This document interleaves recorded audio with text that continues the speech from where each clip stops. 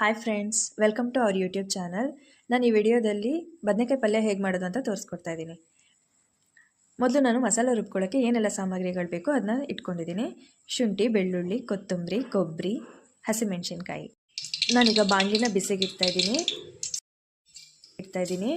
ಸ್ವಲ್ಪ ಕಾದ್ಮೇಲೆ 2 table spoon ಎಣ್ಣೆ ಹಾಕ್ತಾಯಿದ್ದೀನಿ. ಸಾಸಿವೆ, ಜೀರಿಗೆ.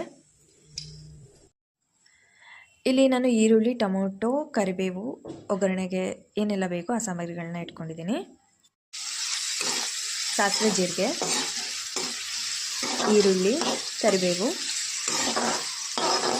ಈರುಳ್ಳಿ ಸ್ವಲ್ಪ ಫ್ರೈ ಆಗೋವರೆಗೂ ಬೇಯಿಸ್ಕೊತಾ ಇದ್ದೀನಿ.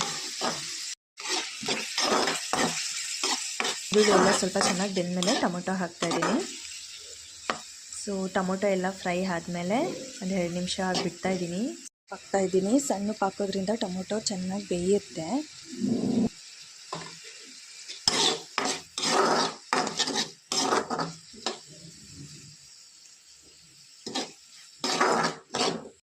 ಚೆನ್ನಾಗಿ ತೊಳೆದು ಬದನೆಕಾಯಿನ ಹೆಚ್ಚಿಟ್ಕೊಂಡಿದ್ದೀನಿ. ಇಲ್ಲಿ ಟೊಮೊಟೊ ಎಲ್ಲ ಸರಿಯಾಗಿ ಬೆಂದಮೇಲೆ ಬದನೆಕಾಯಿ ಹಾಕ್ತಿದ್ದೀನಿ. ನಂತರ ಸ್ವಲ್ಪ ದಪ್ಪುಪ್ಪು, ರುಚಿಗೆ ತಕ್ಕಷ್ಟು, ಮತ್ತು ಸ್ವಲ್ಪ ಟರ್ಮರಿಕ್ ಪೌಡರ್, ಅರಿಶಿನ ಹಾಕ್ತಾಯಿದ್ದೀನಿ. ಮಸಾಲ ಹಾಕಿದ್ಮೇಲೆ ಎಲ್ಲನೂ ಚೆನ್ನಾಗಿ ಮಿಕ್ಸ್ ಮಾಡ್ತಾಯಿದ್ದೀನಿ. ಮಿಕ್ಸ್ ಮಾಡಿ 1-2 ಮಿನಿಟ್ಸ್ ಹಾಗೆ ಬಿಡ್ತಾಯಿದ್ದೀನಿ.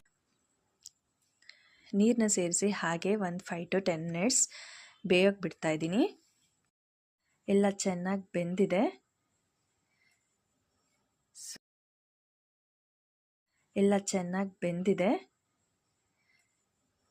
ಸೊ ಬದನೆಕಾಯಿ ಪಲ್ಯ ರೆಡಿ ಆಗಿದೆ. ವಿಡಿಯೋ ನಿಮಗೆ ಇಷ್ಟ ಆದರೆ ಲೈಕ್ ಮಾಡಿ, ಶೇರ್ ಮಾಡಿ, ಸಬ್ಸ್ಕ್ರೈಬ್ ಮಾಡಿ.